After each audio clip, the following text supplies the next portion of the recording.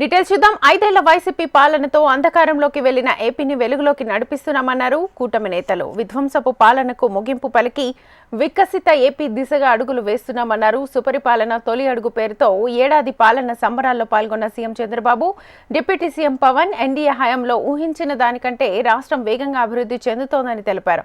ప్రజలకు ఇచ్చిన ప్రతి మాటను కూటమి ప్రభుత్వం నిలబెట్టుకుందని స్పష్టం చేశారు. వికసిత్ భారత్ 2047కు సంకల్పం చేశారు. మనం కూడా స్వర్ణ ఆంధ్రప్రదేశ్ విజన్ 2047ని రూపకల్పన చేసుకున్నాం. కేంద్రం సహకారం లేకపోతే ఊపిరి కూడా పీల్చుకోలేని సందర్భం. ఆ రోజు ఎన్డీఏ ప్రభుత్వం చాలా స్పష్టంగా చెప్పాం, విధ్వంసం నుంచి రాష్ట్రాన్ని కాపాడతాం, అదే మరి పునర్నిర్మాణ దిశగా ఈ రాష్ట్రాన్ని ముందుకు తీసుకుపోతామని చెప్పి ఈ ఒక్క సంవత్సరం తొలి అడుగు మాత్రం నేను ఒకటే మీ అందరికీ విజ్ఞప్తి చేస్తున్నా. ఏదో అన్నీ చేసేసామని నేను చెప్పడం లేదు, కానీ ఊహించిన దానికంటే ఎక్కువ చేయగలిగాం. చాలా ప్రజల్లో ఆలోచనలు ఉన్నాయి, యాస్పిరేషన్స్ అయితే చాలా ఎక్కువ ఉన్నాయి, చేస్తామనే నమ్మకం కూడా ఉంది. కానీ ఇబ్బందులు కూడా అదేవిధంగా చాలా ఇబ్బందులు ఉన్నాయి. కానీ ఎన్ని ఇబ్బందులున్నా చెప్పిన మాట నిలబెట్టుకోవడానికి ఈ ఎన్డీఏ కూటమి పనిచేస్తామని మరొక్కసారి మీ అందరికీ విజ్ఞప్తి చేస్తున్నా. ఒక రెస్పాన్సిబిలిటీతో ముందుకెళ్ళాలి అన్న ఉద్దేశంతో మేమందరం ముందుకు వచ్చాం. ప్రజలు దాన్ని గుర్తించారు, ఆదరించారు. ఈ ప్రభుత్వానికి ఈ కూటమి ప్రభుత్వానికి అండగా నిలబడ్డారు. ఆంధ్రప్రదేశ్ ఇప్పుడు స్వర్ణాంధ్రప్రదేశ్ దిశగా అడుగులు వేస్తుంది. ఈ మార్పు తీసుకురావడానికి ఒక యుద్ధమే చేయాల్సి వచ్చింది. ఆ పోరాటానికి ఫలితం వచ్చి ఏడాది పూర్తయింది. ఒకవైపు కుదేలైన ఆర్థిక వ్యవస్థ, అస్తవ్యస్త విధానాలతో ఉన్న ఈ నడిపిన ప్రభుత్వాన్ని తిరిగి గాడిని పెట్టడానికి గౌరవ ముఖ్యమంత్రి గారి అపారమైన అనుభవం మా అందరికీ ఎంతో బలాన్ని ఇస్తూ ఉంది. ఏడాది కాలంలో బ్రాండ్ ఏపీని పునరుద్ధరించడం ద్వారా 9.4 లక్షల కోట్ల పెట్టుబడుల్ని ఆంధ్రప్రదేశ్ ఆకర్షించింది. గత 5 ఏళ్లలో గజానికి గొంతగా మారిన రాష్ట్ర రహదారులకు పునర్జీవం నింపుతూ 20,000 కిలోమీటర్లు R&B రోడ్లకి మరమ్మతులు చేసింది.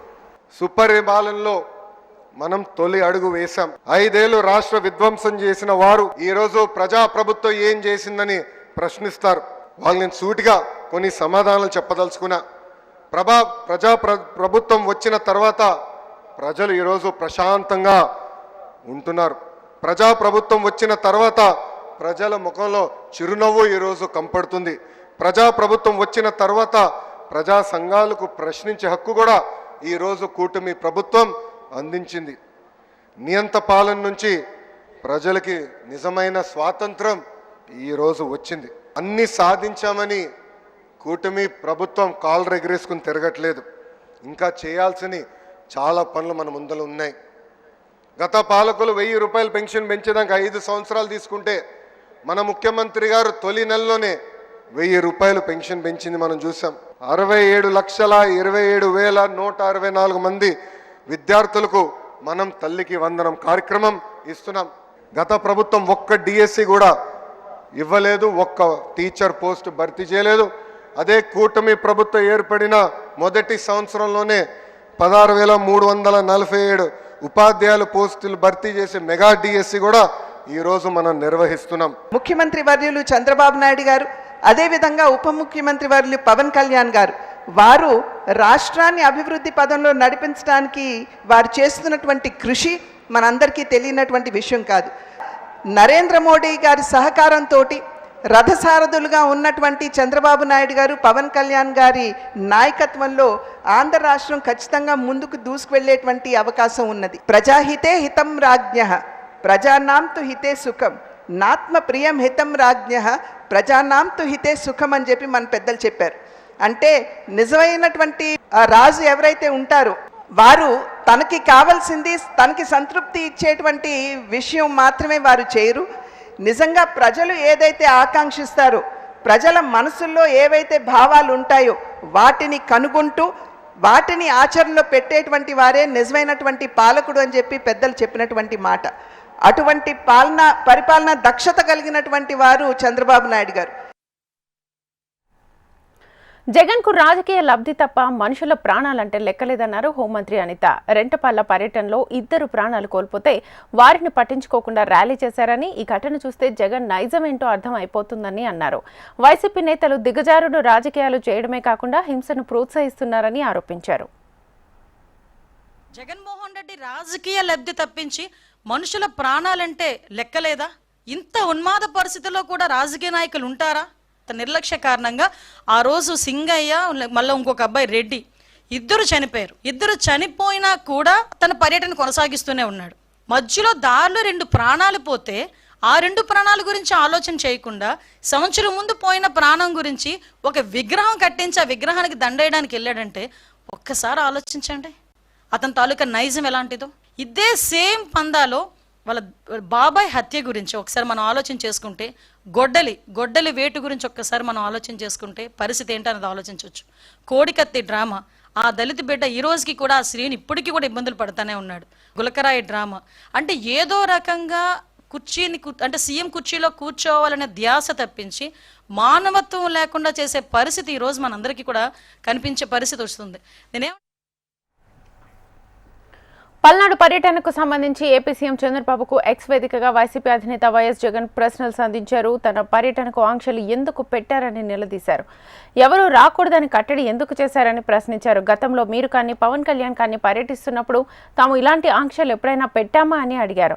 ప్రతిపక్ష నాయకుడిగా తమ కార్యకర్తల ఇంటికి వెళ్లడం తప్ప అని నిలదీశారు. ప్రతిపక్ష నాయకుడిగా రైతుల తరఫున ప్రజల తరఫున వారికి సంఘీభావం తెలియజేయడానికి వెళ్లడం తప్ప అని అడిగారు. ప్రజల తాకిడి ఉన్నప్పుడు పైలట్ వెహికల్, సెక్యూరిటీ, రోప్ పార్టీలు ఎందుకు లేవన్నారు. ఒకవేళ వారు ఉన్నట్లయితే వెహికల్ కింద ఎలా పడగలుగుతారని ప్రశ్నించారు. సెక్యూరిటీ ఇవ్వలేదనేది వాస్తవమా లేక వెహికల్ కింద ఎవరు పడలేదన్నదా అని అడిగారు. ఘటనపై ఎస్పీ ఇచ్చిన స్టేట్మెంట్ ఏంటి, ఈ టాపిక్ డైవర్షన్ రాజకీయాలు ఏంటి అని అన్నారు. రెంటపల్ల గ్రామానికి వెళ్లి తిరిగి వస్తున్న సమయంలో ఘటన గురించి తనకు చెప్పారని, వెంటనే ఆ కుటుంబానికి భరోసాగా పార్టీ కార్యకర్తలను పంపించానని అన్నారు. ఆ కుటుంబాన్ని ఆదుకోవాలని 10 లక్షల రూపాయల ఆర్థిక సహాయం చేయాలని సైతం ఆదేశించానని తెలిపారు. ఇదే పర్యటనలో గుండెపోటుతో ప్రాణాలు కోల్పోయిన మరో అభిమాని విషయంలోనూ ఇదే రీతిలో స్పందించామని, అయినా కూడా తమపై విష ప్రచారాలు చేస్తున్నారని ఆరోపించారు. చంద్రబాబు పర్యటనలు, సమావేశాల్లో చనిపోయిన వారి విషయంలో మీరు ఏం చేశారని ప్రశ్నించారు. మీరా మానవత్వం గురించి, నైతికత గురించి మాట్లాడేదని నిలదీశారు. ఇప్పటికైనా మారాలని వైఎస్ జగన్ సూచించారు.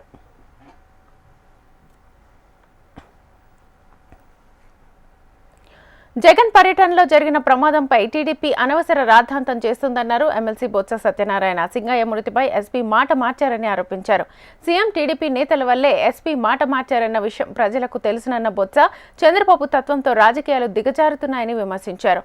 గాయాలతో ఉన్న సింగయ్యను ప్రైవేట్ వాహనంలో తరలిస్తామంటే ఎస్ఐ 108 వాహనంలో పంపిద్దామన్న విషయం వాస్తవం కాదా అని ప్రశ్నించిన బొత్స, సీఎం చెప్పినంత మాత్రాన వాస్తవాలు అవాస్తవాలు అయిపోవని అన్నారు. జరిగిన పరిణామాలు చూస్తుంటే అందుకు దిగజారి అనిపిస్తుంది. ఓ మాజీ ముఖ్యమంత్రి వెళ్ళినప్పుడు, ఓ పార్టీ అధ్యక్షుడు 40% ఓటు శాతం ఉన్న ఓ పార్టీ అధ్యక్షుడు వెళ్ళినప్పుడు వారికి ఇవ్వాల్సిన భద్రత ఇవ్వకపోవడం కాకుండా, మొదటి రోజు వచ్చి పోలీసు ఒక మాట చెప్పి, తర్వాత వచ్చి అధికారంలో ఉన్న ముఖ్యమంత్రి లేకపోతే ముఖ్యమంత్రి తాబేదారులో వారు చెప్పిన తర్వాత మళ్ళీ మాట మార్చి ఏ రకంగా రాష్ట్రంలో పరిపాలన ఉందో చూస్తున్నాం. ఏంటిది? తప్పేముంది? యాక్సిడెంట్ అయ్యింది, నిజంగా అక్కడే కానీ జరుగుంటే మరి ఆ పక్కన ఉన్న వాళ్ళు చెప్పరా? సాక్షాత్తు మీ ఆ రోడ్డు పక్కన ఉన్న మనిషిని వచ్చి తీసుకెళ్ళమంటే అక్కడ ఉన్న రాజశేఖర్ అని ఒక సబ్ ఇన్స్పెక్టర్ ప్రైవేట్ వెహికల్ లో పంపిద్దామండి అని కార్యకర్తలు అడుగుతుంటే, కాదు 108 లో పంపిద్దాం ఉంచండి ఇది అని చెప్పి ఈ కాన్వే వెళ్తున్న అవతల పక్క రోడ్లో జరిగిన మీటింగ్ వాస్తవం కాదా? మన్నాడు వచ్చి పోలీస్ స్టేషన్కి వచ్చి ఆ వెహికల్ ద్వారా వ్యక్తులు తీసుకొచ్చి వాళ్ళతో స్టేట్మెంట్లు కట్టించుకొని స్టేషన్ పేరు ఇచ్చి పంపించిన మాట వాస్తవం కాదా? అంటే ముఖ్యమంత్రి గారు చెప్తే అవన్నీ అవాస్తవాలు అయిపోతాయా? లేదు వాళ్ళు తాబేదారులు, తెలుగుదేశం పార్టీలో ఉన్న తాబేదారులు చెప్తే అవన్నీ అవాస్తవాలు అయిపోతాయా? ఏంటిది? ఎక్కడికి వెళ్తున్నాం మనం? అఖండ గోదావరి పర్యాటక ప్రాజెక్టుకు ఈ నెల 26న శంకుస్థాపన చేయనున్నట్లుగా ఏపీ మంత్రి కందుల దుర్గేష్ తెలిపారు. 94 కోట్ల రూపాయల అంచనాతో గోదావరి పరివాహక ప్రాంతానికి కొత్త సొబగులు తీసుకొస్తామని తెలిపారు. ఇప్పటికే పుష్కర్ ఘాట్ల అభివృద్ధికి టెండర్ల ప్రక్రియ పూర్తయిందన్నారు. బ్రిడ్జ్ లంకలో బోటింగ్, టెంట్ సిటీ ఏర్పాటు చేస్తామన్నారు. అఖండ గోదావరి ప్రాజెక్టుకు 15 లక్షల నుంచి 20 లక్షల మంది పర్యాటకులు వచ్చే అవకాశం ఉందని, తద్వారా 8,000 మందికి ఉపాధి అవకాశాలు లభిస్తాయన్నారు కందుల దుర్గేష్.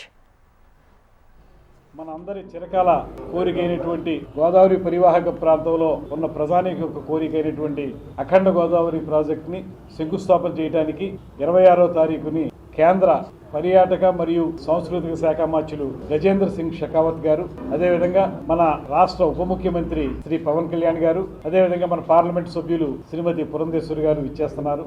దాని ప్రకారం టూరిజం డెవలప్మెంట్ చేయడం ద్వారా ఈ ప్రాజెక్ట్ ద్వారా మనం చేయబోయేది ఎంప్లాయ్మెంట్ జనరేషన్ ఒకటి, రెండోది ఎకనమిక్ డెవలప్మెంట్. ఇందులో దాదాపు ఇవన్నీ రెడీ చేసి మనం ప్రజలకు అందుబాటులోకి తీసుకొస్తే సంవత్సరానికి 15 నుంచి 20 లక్షల మంది పర్యాటకులు వచ్చేదానికి అవకాశం ఉంది. ఈ 15 నుంచి 20 లక్షల మంది పర్యాటకులు వస్తే ఎంత మీకు టూరిజం అభివృద్ధి జరుగుతుంది. ఇక్కడ కూడా హోటల్స్ అవి కూడా వస్తాయి. ఈ హోటల్స్లో స్టే చేయడం ద్వారా ఆర్థిక అభివృద్ధి జరుగుతుంది. దాని ద్వారా హోటల్స్ రావటం, ఈ ప్రాజెక్ట్ ద్వారా జరిగేటువంటి ఎకనమిక్ డెవలప్మెంట్ వల్ల చాలా మందికి ఉపాధి అవకాశం కూడా కలిగేదానికి అవకాశం ఉంది. మీకు బలహీన వర్గాల తరఫున బీఆర్ఎస్ హయాంలో కవిత గొంతెత్తి ఉంటే బీసీల గురించి మాట్లాడే అర్హత ఉండేదని మంత్రి పొన్నం ప్రభాకర్ అన్నారు. 10 ఏళ్లలో బీసీలను ఏనాడు బీఆర్ఎస్ పట్టించుకున్న పాపన పోలేదని ఆరోపించారు. గతంలో బలహీన వర్గాలను పట్టించుకోని కవితతో కృష్ణయ్య భేటీ కావడం సమంజసం కాదన్నారు. బీసీల పట్ల కాంగ్రెస్ ప్రభుత్వం చిత్తశుద్ధితో పనిచేస్తుందని చెప్పారు. ప్రధాని మోదీతో మాట్లాడి బీసీ బిల్లుకు చట్టబద్ధత వచ్చేలా చేయాలని కృష్ణయ్యను పొన్నం ప్రభాకర్ కోరారు. నిన్న కొంతమంది బలహీన వర్గాలకు సంబంధించి అన్నం వండే గదిలో ఒక బియ్యం ఇచ్చేసి మేము కూడా పొత్తన్నట్టు ఉండడం కొరకు నేను అడుగుతా ఉన్నా, కవిత గారు 10 సంవత్సరాలు వాళ్ళ స్వయంగా నేను అడుగుతా ఉన్నా, 10 ఏళ్ళ అధికారంలో మీరు పట్టించుకోలే. ఇప్పుడు బీసీలకు సంబంధించిన నాయకులు పక్కన కూర్చుని పెట్టుకుని ఏదో మాట్లాడితే మాకు కొంత శాంటిటీ వస్తుంది, లేకపోతే ఏదో ప్రజల్లో పేరు వస్తుంది అనుకుంటే మీ అపోహ. దీంతో ఇంకొకటి కూడా క్రిస్టల్ క్లియర్ అవుతుంది. ఒకవేళ క్రిస్టల్ క్లారిఫై ఇస్తే పర్వాలేదు, లేకపోతే బీజేపీ టీఆర్ఎస్ మేము చాలా కాలంగా చెప్తున్నటువంటి దోస్తాని మళ్ళొకసారి కాంగ్రెస్ పార్టీని ఎక్కడో కాడ ఇరికేయాలనేటువంటి ప్రయత్నం కొరకు కుట్ర చేసే ప్రయత్నం చేస్తున్నారు. దీన్ని బలహీన వర్గాలకు సంబంధించిన అంశాన్ని తాకట్టు పెట్టి నేను మళ్ళీ కోరుతా ఉన్నా, దయచేసి బలహీన వర్గాలకు సంబంధించి కాంగ్రెస్ పార్టీ మా ప్రభుత్వం ఏర్పడ్డ తర్వాత ప్రతి కార్యక్రమం ఓపెన్ లా ట్రాన్స్పరెంట్ గా కార్యక్రమం చేస్తా ఉంది. కవిత గారు నిజంగా మీకు అంత చిత్తశుద్ధి ఉంటే సమాచార సేకరణ జరిగే సందర్భంగా మీ తండ్రి గారు కావచ్చు, మీ పక్కన ఉన్నటువంటి తండ్రి గారి పక్కన దయ్యాలు కావచ్చు, అందులో పాల్గొన్నప్పుడు వాళ్ళని విమర్శిస్తే ఇవాళ కూడా నువ్వు మాట్లాడే సందర్భంగా ఈ దయ్యాలు ఆనాడు బలహీన వర్గాల కొరకు సమాచార సేకరణలో పాల్గొనాలనే ధైర్యం ఉంటే అది చెప్తే నీకు కొంతనన్నా కొద్దిగా. తెలంగాణ వ్యాప్తంగా రైతు భరోసా సంబరాలు చేయాలని టీపీసీసీ చీఫ్ మహేష్ కుమార్ గౌడ్ పిలుపునిచ్చారు. మండల కేంద్రాల్లో మంగళవారం సాయంత్రం 4 గంటలకు రైతులతో కలిసి సంబరాలు చేయాలని కాంగ్రెస్ కార్యకర్తలకు సూచించారు. రైతు భరోసా నిధుల విడుదలపై గాంధీభవన్లో డిప్యూటీ సీఎం భట్టి విక్రమార్కతో మహేష్ కుమార్ భేటీ అయ్యారు. చరిత్రలో ఎన్నడూ లేని విధంగా 9 రోజుల్లో 9,000 కోట్ల రూపాయలు రైతులకు విడుదల చేసిన ఘనత కాంగ్రెస్ ప్రభుత్వానిదేనని చెప్పారు. గతంలో ఎకరాకు 10,000 రూపాయలు ఇవ్వగా కాంగ్రెస్ ప్రభుత్వం 12,000 చొప్పున వ్యవసాయ భూములకు అందించారు. 16న రైతు భరోసా నిధుల విడుదల ప్రారంభం కాగా రేపటితో 100% పూర్తవుతుందన్నారు. ఈ సందర్భంగా రైతు భరోసా సంబరాలు పెద్ద ఎత్తున చేపట్టాలన్నారు మహేష్ కుమార్ గౌడ్.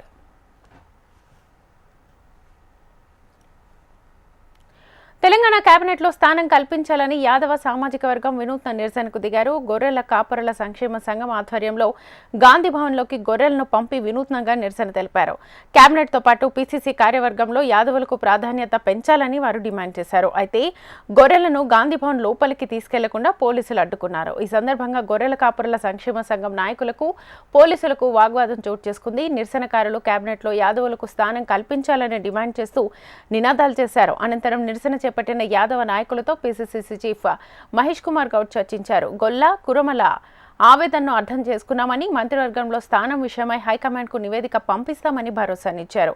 ఈ నెలాఖరులో చేపట్టే కార్పొరేషన్లో గొల్ల కురుమలకు అవకాశం ఉంటుందని హామీ ఇచ్చారు.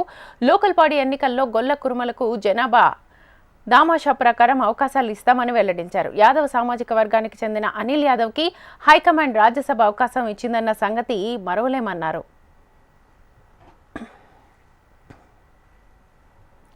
గ్రామ పంచాయతీ ట్రాక్టర్లో డీజిల్ పోయలేని స్థితిలో కాంగ్రెస్ ప్రభుత్వం ఉందన్నారు మాజీ మంత్రి హరీష్ రావు. నర్సాపూర్ మండలం చిప్పల్తుర్తి పంచాయతీ వద్దకు వెళ్లి కార్మికుల సమస్యలను అడిగి తెలుసుకున్నారు. ట్రాక్టర్లో డీజిల్ లేక నెల రోజుల నుంచి గ్రామంలో చెత్త తీయడం లేదని హరీష్ రావుకు కార్మికులు తెలిపారు. ఇప్పటికైనా ప్రభుత్వం గ్రామాల్లో పారిశుద్ధ్యంపై దృష్టి పెట్టి వెంటనే నిధులు విడుదల చేయాలంటూ హరీష్ రావు డిమాండ్ చేశారు. ఈ గ్రామంలో గ్రామ పంచాయతీ ముందు ట్రాక్టర్ను పెట్టి 20 రోజుల నుంచి ట్రాక్టర్ తీసే పరిస్థితి లేదు. మేము అక్కడికి వచ్చినప్పుడు ట్రాక్టర్ డ్రైవరు, అందులో పనిచేసే కార్మికుడు కూడా అక్కడే ఉన్నారు. వారిని పలకరిస్తే ట్రాక్టర్లో గాసం లేదు సార్, డీజిల్ లేకపోవడం వల్ల 20 రోజుల నుంచి ట్రాక్టర్ తీయడం లేదు అని వారు చెప్తా ఉన్నారు. ప్రజలు మా మీద కోపానికి వస్తున్నారు. ట్రాక్టర్ను ఎందుకు తేవడం లేదంటే గాసం లేదని పబ్లిక్ మేము చెప్తున్నాం సార్ అంటున్నారు. ఆ ట్రాక్టర్కు గత ఏడాదినర్థం నుంచి దాదాపు 2 సంవత్సరాల నుంచి ఆయిల్ కూడా చేంజ్ చేయలేదు, ఫిల్టర్ చేంజ్ చేయలేదు, ట్రాక్టర్ను సర్వీసింగ్ చేయించడం లేదు, ట్రాక్టర్కు ఇన్సూరెన్స్ కట్టలేదు, ట్రాక్టర్కు రోడ్ ట్యాక్స్ కూడా క్వార్టర్లీ ట్యాక్స్ కట్టలేదు. చివరికి డీజిల్కు డబ్బులు లేక తాలబ్ చేయలన్నీ కూడా ఎంపీడీఓకి అప్పచెప్పినామని పంచాయత్ సెక్రటరీ గారు చెప్తున్నారు. గాంధీభవన్ కి వస్తున్న యాదవ కురుమ సోదరుల అరెస్టుపై మాజీ మంత్రి హరీష్ రావు ట్విట్టర్ వేదికగా స్పందించారు. కాంగ్రెస్ ప్రభుత్వంలో సన్నాలకు బోనస్, ఇందిరమ్మ ఆత్మీయ భరోసా, గ్యాస్ బండకు రాయితీ, రాజీవ్ యువ వికాసం అమలుకు ముందే బంద్ అయ్యాయని ఆరోపించారు. బీఆర్ఎస్ ప్రారంభించిన గొర్రెల పంపిణీ మొత్తానికే బంద్ అయిందన్నారు. ఇలా చెప్పుకుంటూ పోతే కాంగ్రెస్ పాలనలో అన్ని పథకాలు బంద్ అయ్యాయని మండిపడ్డారు. ఆత్మశుద్ధి లేని ఆచారం అదియేలా, బాండశుద్ధి లేని పాకమేలా అన్నట్లుగా కాంగ్రెస్ పరిస్థితి ఉందని ఎద్దేవా చేశారు.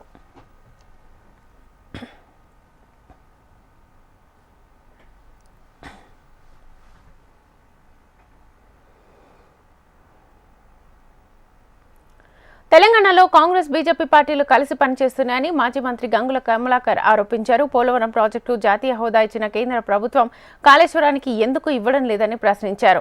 కాళేశ్వరం ప్రాజెక్టులోని మేడిగడ్డ వద్ద ఒక్క పిల్లర్ కుంగిపోతే బీఆర్ఎస్ ను విమర్శించిన బీజేపీ ఎస్ఎల్బీసీ సుంకిశాల ప్రాజెక్టులపై మౌనం ఎందుకని నిలదీశారు. కాళేశ్వరంలో అవినీతి జరగలేదని ఎన్డీఎస్ఏ చెప్పిన విషయాన్ని బండి సంజయ్ గుర్తుంచుకోవాలన్నారు గంగుల. జాతీయ హోదా ఇస్తే బీజేపీ పరువు పోయేది. ఎస్ కరెక్టే. మరి మీరు పోలవరంకి ఇప్పించారు కదా, మీ ఒకటి మీరు ఏదైతే జాతీయ హోదా ఇచ్చిండ్రో దానికి పోలవరం డ్యామ్ ఒక డయాఫ్రామ్ కొట్టుకుపోయింది. మరి ఇప్పుడు ఇజ్జత్ పోయిందా లేదా? బండి సంజయ్ గారు సూటిగా ప్రశ్న అడుగుతున్నా. నిజంగా NDSA national dam security authority వారు ఏ రోజన్నా కూడా ఇలాంటి ఆరోపణ చేసిండ్రా? ఆరోపణ చేస్తే మళ్ళీ ప్రెస్ మీట్ కూడా రాను. కాళేశ్వరము పనికొచ్చేదే, కానీ చిన్న చిన్న టెక్నికల్ ఇష్యూస్ సాల్వ్ చేసుకోమని చెప్పింది తప్ప కానీ ఏ రోజు కూడా మనకు కాళేశ్వరం పనికిరాని చెప్పలేదు. మేడిగడ్డలో ఒక్క పిల్లర్ గుంగిపోతేనే బొచ్చలంతా గుద్దుకుంటా ఏదో అవినీతి జరిగిందంటున్నారు మీరు. మరి మీ కళ్ళ ముందు జరుగుతుంది. మొన్న ఈ ప్రభుత్వం వచ్చింది, కాంగ్రెస్ ప్రభుత్వం వచ్చిన తర్వాత ఎస్ఎల్బీసీ కుప్ప కూలిపోయింది. రేవంత్ రెడ్డి ప్రభుత్వంలో ఎస్ఎల్బీసీ కూలిపోతే 8 మంది చచ్చిపోతే రాడు, ఎన్డీఎస్ఏ రాదు, ఒక విజిలెన్స్ ఎంక్వైరీ ఉండదు. మీరిద్దరు మాట్లాడారు, ఎంక్వైరీ అయ్యారు అంటే మీరిద్దరు కలిసే పని చేస్తున్నట్టుగా ఇక్కడ. ఇంకోటి బీఆర్ఎస్ పార్టీ నుంచి రానున్న ఎన్నికల్లో హరీష్ రావు మినహా ఎవ్వరూ విజయం సాధించరని బీజేపీ ఎంపీ ధర్మపురి అరవింద్ జోసన్ చెప్పారు. కేటీఆర్కి సైతం ఓటమి తప్పదన్నారు. కవిత రాజకీయ జీవితాన్ని కేటీఆర్ నాశనం చేస్తున్నారని ఆరోపించారు. అవినీతి కేసులో కేసీఆర్, కేటీఆర్, హరీష్ రావులను జైలుకు పంపిస్తే కుంభకోణాలన్నీ బయటపడతారని అన్నారు. ఇక బీఆర్ఎస్ నాయకులను సీఎం రేవంత్ ఉదయం బెదిరించి ఈ సాయంత్రం మిలాఖత్ అయితే కాంగ్రెస్ కి పుట్టగతులు ఉండవని నిజామాబాద్ ఎంపీ అరవింద్ హెచ్చరించారు. సిడబ్ల్యూసి ఉన్నది, కృష్ణా గోదావరి బేసిన్ల బోర్డులు ఉన్నాయి, వాటికి గైడ్ లైన్స్ ఉంటాయి. తెలంగాణకి అన్యాయం జరగనిచ్చే ప్రశ్నే లేదు. అయితే గమ్మత్ ఏంటంటే ఉత్తమ్ కుమార్ రెడ్డి ఫోన్ చేసి నిన్న, సరే మాట్లాడదామని మాట్లాడినది. ఏందన్నా అంటే రావాలి మీటింగ్కి, ఇట్లున్నది, మనకు అన్యాయం జరుగుతుంది అంటే ఏం అన్యాయం జరుగుతుంది అన్న జవాబు ఇవ్వలే. సరే పోనీయండి, మీ ప్రణాళిక ఏంది అన్న, తెలంగాణకి ఎన్ని నీళ్ళు అవసరం పడతాయి ఉందా, ఐడియా ఉందా, మనం ఎంత టీఎంసీ మనము ఆపుకోవాలి, దానికోసం మనం ఏదైనా ప్రాజెక్ట్ ప్లాన్ చేసిండ్రా అంటే జవాబు లేదు. ఎంత టీఎంసీ రిక్వైర్మెంట్ ఉంటుందంటే జవాబు లేదు. ప్రాజెక్టులు కట్టడానికి పైసలు ఎడికెళ్ళి తెస్తారు అంటే జవాబు లేదు. మీ ముఖ్యమంత్రి ఏమో ఉజ్జయిని మహంకాళి బోనాల ఉత్సవ ఆహ్వాన పత్రికను సీఎం రేవంత్ రెడ్డికి దేవాదాయ శాఖ మంత్రి కొండా సురేఖ అందించారు. జూబ్లీహిల్స్లోని సీఎం రేవంత్ రెడ్డి నివాసంలో ఆయన మంత్రులు కొండా సురేఖ, పొన్నం ప్రభాకర్, దేవాదాయ శాఖ ఉన్నతాధికారులు, ఆలయ అర్చకులు కలిశారు. ఈ సందర్భంగా సీఎం రేవంత్ రెడ్డికి ఉజ్జయిని మహంకాళి ఆలయ అర్చకులు ఆశీర్వదించారు. ఇక జూలై 13న సికింద్రాబాద్ ఉజ్జయిని మహంకాళి బోనాలు జరగనున్నాయి. బోనాల పండుగను రాష్ట్ర గౌరవానికి మారుపేరుగా మార్చేందుకు ప్రభుత్వం ఇప్పటికే 20 కోట్ల రూపాయలను కేటాయించింది. బోనాల పండుగను ఏ అడ్డంకులు లేకుండా నిర్వహించేందుకు జీహెచ్ఎంసీ, శానిటేషన్, రెవెన్యూ, పోలీసులు సమన్వయంతో పనిచేయాలని అధికారులకు ఇప్పటికే మంత్రులు సూచించారు.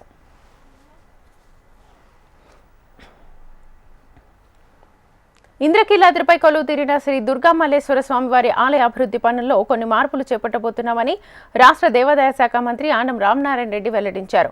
అందుకు సంబంధించిన అభివృద్ధి పనులు మరింత త్వరగా చేసేందుకు నగర మున్సిపల్ కమిషనర్తో పాటు ఎంపీ, ఎమ్మెల్యేలంతా కలిసి సమిష్టి నిర్ణయం తీసుకున్నామన్నారు. అందుకు సంబంధించి పవర్ పాయింట్ ప్రజెంటేషన్ సైతం ఇచ్చారన్నారు.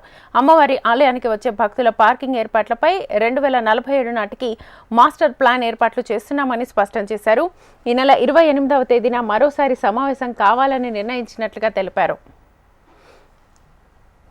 ఆలయంలో అమ్మవారి దర్శనానికి వచ్చినటువంటి వాళ్ళంతా కాసేపు ఇక్కడ ఉండి ప్రశాంతమైనటువంటి మనస్సుతో అమ్మవారిని కొలుచుకొని ధ్యానం చేసుకొని వెళ్ళే విధంగా ఏర్పాట్లు చేయాలని కూడా ఎస్ఓపిలో వీళ్ళకి ఇవ్వడం జరిగింది. కొన్ని పనులు జరిగాయి, ఇంకా కొన్ని జరగాల్సిన అవసరం ఉంది. ఇప్పటికే కొన్ని పనులని ప్రారంభించారు. దానికి అవసరమైనటువంటి భవన వస్తువులు కావాలి, క్యూ లైన్ల కన్స్ట్రక్షన్ కావాలి, అలాగే అన్నప్రసాద వితరణకి తీసుకోవాల్సిన జాగ్రత్తలు తీసుకోవాలి, కేశఖండన దానికి సంబంధించినటువంటి హాల్స్ అన్ని కూడా రెడీ కావాలి, అక్కడ టాయిలెట్స్ కానీ క్లాక్ రూమ్స్ కానీ ఇవన్నీ కూడా ఉండాలనేటువంటిది ఇవాళ మాకున్నటువంటి నిబంధన. స్థానిక సంస్థల ఎన్నికలపై వాదనలు విన్న తెలంగాణ హైకోర్టు తీర్పును రిజర్వ్ చేసింది. ఫిబ్రవరిలోనే ఎన్నికలు నిర్వహిస్తామన్న ప్రభుత్వం ఇప్పటి వరకు ఎందుకు నిర్వహించలేదని కోర్టు ప్రశ్నించింది. సమయం కావాలని కోర్టును ప్రభుత్వం తరఫు న్యాయవాది కోరగా ఎన్ని రోజుల్లో ఎన్నికలు నిర్వహిస్తారో చెప్పాలని హైకోర్టు ప్రశ్నించింది. ఎన్నికల నిర్వహణకు మరో 60 రోజుల సమయం కావాలన్న ఈసీ వాదనను పిటిషనర్లు తోసిపుచ్చారు. ఎన్నికలైనా పెట్టాలి, లేకపోతే పాత సర్పంచులనైనా కొనసాగించాలని విజ్ఞప్తి చేశారు. 2024 ఫిబ్రవరి 1న తెలంగాణ సర్పంచుల పదవీకాలం ముగియగా 6 నెలల్లోనే ఎన్నికలు పూర్తి చేయాలన్న నిబంధనలు పిటిషనర్లు గుర్తు చేశారు. పిటిషనర్లు, ప్రభుత్వం, స్టేట్ ఎలక్షన్ కమిషన్ వాదనలు విన్న తెలంగాణ హైకోర్టు తీర్పును రిజర్వ్ చేసింది. శ్యామాప్రసాద్ ముఖర్జీ ఆశయాలకు అనుగుణంగా బీజేపీ పనిచేస్తోందని కేంద్ర మంత్రి కిషన్ రెడ్డి స్పష్టం చేశారు. శ్యామాప్రసాద్ ముఖర్జీ వర్ధంతి సందర్భంగా నాంపల్లిలోని బీజేపీ కార్యాలయంలో ఆయన చిత్రపటానికి పుష్పాంజలి ఘటించారు. నెహ్రూ స్వార్థపూరిత నిర్ణయాల కారణంగా దేశానికి నష్టం కలిగిందని శ్యామాప్రసాద్ ముఖర్జీ చెబితే ఆయన పెడచెవిన పెట్టారని ఆరోపించారు. ఆర్టికల్ 370ని రద్దు చేసి జమ్మూ కాశ్మీర్ను భారత్లో విలీనం చేయాలని జనసంఘ్ ద్వారా శ్యామాప్రసాద్ ఉద్యమించారని చెప్పారు కిషన్ రెడ్డి. జవహర్లాల్ నెహ్రూ తీసుకున్నటువంటి తప్పుడు నిర్ణయాల కారణంగా ఈ రోజు కూడా అనేక రకాల ఇబ్బందులకు గురవుతా ఉంది. చివరకు ఆర్టికల్ 370 తొలగించాలని, జమ్మూ కాశ్మీర్ రక్షించాలని, జమ్మూ కాశ్మీర్ ను భారతదేశంలో పూర్తిగా అంతర్భాగం చేయాలని, దేశ ప్రజలకు ఏదైతే హక్కులు అధికారాలు ఉన్నాయో అన్ని అధికారాలన్నీ కూడా జమ్మూ కాశ్మీర్ ప్రజలకు ఇవ్వాలని డాక్టర్ శ్యామాప్రసాద్ ముఖర్జీ గారు జనసంఘ్ స్థాపించిన తర్వాత డాక్టర్ శ్యామాప్రసాద్ ముఖర్జీ ఏ లక్ష్యం కోసమైతే భారతీయ జనసంఘ్ ప్రారంభించి జమ్మూ కాశ్మీర్ పరిరక్షణ కోసం ఉద్యమాన్ని చేపట్టి బలిదానమయ్యాడో ఆ లక్ష్యము నరేంద్ర మోడీ గారు ప్రధానమంత్రి అయిన తర్వాత 2019లో డాక్టర్ శ్యామాప్రసాద్ ముఖర్జీ కన్నటువంటి కలలను, ఆయన బలిదానమైనటువంటి చరిత్ర ఏదైతున్నదో, లక్ష్యం ఏదైతున్నదో నరేంద్ర మోడీ గారు ఈ రోజు నెరవేర్చడం జరిగింది. శ్యామాప్రసాద్ ముఖర్జీ వర్ధంతి సందర్భంగా బీజేపీ జాతీయ కార్యాలయంలో ఆయన విగ్రహానికి పార్టీ చీఫ్ జేపీ నడ్డా నివాళులర్పించారు. నెహ్రూ బుజ్జగింపు విధానం కారణంగా మంత్రి పదవిని శ్యామాప్రసాద్ ముఖర్జీ త్యజించారని జేపీ నడ్డా అన్నారు. జమ్మూ కాశ్మీర్కి ప్రత్యేక హోదా ఇవ్వడాన్ని సైతం ఆయన వ్యతిరేకించారని గుర్తు చేశారు. శ్రీనగర్ జైల్లో ఆయన అనుమానాస్పదంగా మరణిస్తే కాంగ్రెస్ పార్టీ సమగ్ర విచారణ జరపలేదని ఆరోపించారు. శ్యామాప్రసాద్ ముఖర్జీ తల్లి లేఖ రాసినా సరైన రీతిలో విచారణ జరగలేదన్నారు నడ్డా. और उसके बाद उनको श्रीनगर के जेल में रखा गया. श्रीनगर के जेल में उनकी 23 जून आज के दिन 72 साल पहले 1953 में उनका रहस्यमय तरीके से निधन हो गया. रहस्यमय तरीके से उनकी मौत हो गई. उस समय भारतीय जनसंघ बहुत छोटा था. हम लोगों ने आवाज़ उठाई. विपक्ष की तरफ से ये कहा गया कि इसकी इंक्वायरी होनी चाहिए. डॉक्टर श्यामा प्रसाद मुखर्जी जी के माताजी ने भी जवाहरलाल नेहरू को चिट्ठी लिख करके कहा कि इसके बारे में इंक्वायरी होनी चाहिए, लेकिन वह सुनी नहीं गई, उसको अनसुनी कर दिया गया। और उसके बाद भारतीय जनसंघ ने इस आंदोलन को आगे चलाते चले। एक देश में दो निशान, दो विधान, दो प्रधान। పహల్గాం ఉగ్రదాడికి పాల్పడ్డ ముష్కరులకు ఆశ్రయం ఇచ్చిన నిందితులను జమ్మూ కోర్టు ఎన్ఐఏ రిమాండ్కి అప్పగించింది. 5 రోజుల పర్వేజ్ అహ్మద్, బషీర్ అహ్మద్లను ఎన్ఐఏ అధికారులు విచారించనున్నారు. పర్వేజ్, బషీర్ అహ్మద్లను జమ్మూ కోర్టులో హాజరుపరచగా 5 రోజుల రిమాండ్ విధిస్తూ ఉత్తర్వులు జారీ చేశారు. కేసు తదుపరి విచారణను ఈ నెల 27కు వాయిదా వేశారు. ఈ ఏడాది ఏప్రిల్ 22న జమ్మూ కాశ్మీర్లోని పహల్గాంలో పర్యాటకులే లక్ష్యంగా 4 ముష్కరులు మారణ హోమాన్ని సృష్టించారు. మహిళలు, చిన్నారులను వదిలేసి పురుషులు ఒక్కొక్కటి పేర్లు అడిగి మరీ కాల్చి చంపారు. ఈ కాల్పుల్లో 26 మంది ప్రాణాలు కోల్పోగా వారిలో 25 మంది భారతీయులు కాగా ఒకరు నేపాలీ ఉన్నారు. ఈ దాడికి పాల్పడ్డ ఉగ్రవాదుల కోసం దర్యాప్తు అధికారులు ముమ్మరంగా గాలిస్తున్నారు. రష్యా అధ్యక్షుడు పుతిన్తో ఇరాన్ విదేశాంగ మంత్రి భేటీ అయ్యారు. మాస్కో పర్యటనకు వెళ్లిన ఇరాన్ మంత్రి అబ్బాస్ అగార్చి పుతిన్ను కలిశారు. తమ దేశంలో ఉద్రిక్తతలపై చర్చించారు. ఈ సందర్భంగా అమెరికా దాడి అనవసరమైన చర్యగా అభిప్రాయపడ్డారు పుతిన్. ఇరాన్ వాసులకు తమ వంతు సాయం చేస్తామని వెల్లడించారు. పుతిన్ తమ దేశానికి మద్దతుగా నిలవడంపై ధన్యవాదాలు తెలిపిన అబ్బాస్ అగార్చి రష్యా న్యాయం వైపు నిలబడిందన్నారు. పశ్చిమాసియాలో ఉద్రిక్తతలపై యునైటెడ్ నేషన్స్ సెక్యూరిటీ కౌన్సిల్ అత్యవసర సమావేశం జరిగింది. ఈ సమావేశంలో ఇరాన్, ఇజ్రాయెల్ యుద్ధంపై కీలక వ్యాఖ్యలు చేశారు United Nations General Secretary Antonio Guterres. America ఎంట్రీతో పశ్చిమాసియాలో భయానక పరిస్థితులు నెలకొన్నాయన్నారు. వెంటనే ఇరాన్, ఇజ్రాయెల్ అమెరికా సైనిక చర్యలను విరమించుకోవాలని తెలిపారు. శాంతి నెలకొల్పడానికి కట్టుబడి ఉన్నామని, కౌంటర్ అటాక్లను నిలువరించడంపై దృష్టి పెట్టామని అన్నారు. ప్రజల భద్రత, సముద్ర రవాణాలకు నష్టం కలగకుండా, పశ్చిమాసియాలో మరో విధ్వంసం జరగకుండా చర్యలు తీసుకోవాల్సిన అవసరం ఉందన్నారు Guterres. We face a stark choice. One path leads to wider war, deeper human suffering, and serious damage to the international order. The other leads to de-escalation, diplomacy, and dialogue.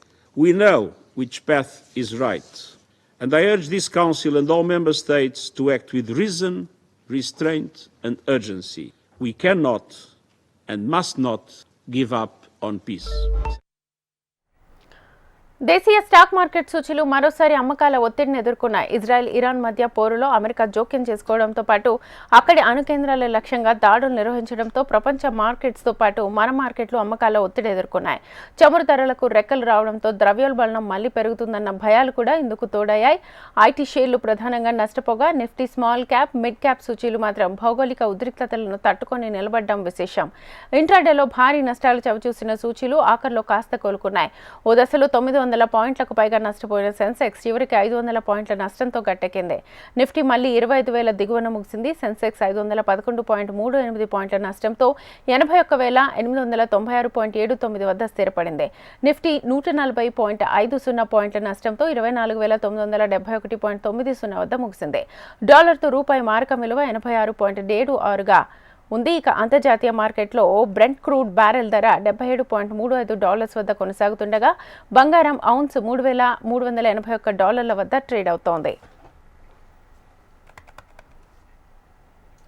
ఇది ఇవాల్టి prime time news. Keep watching HM TV.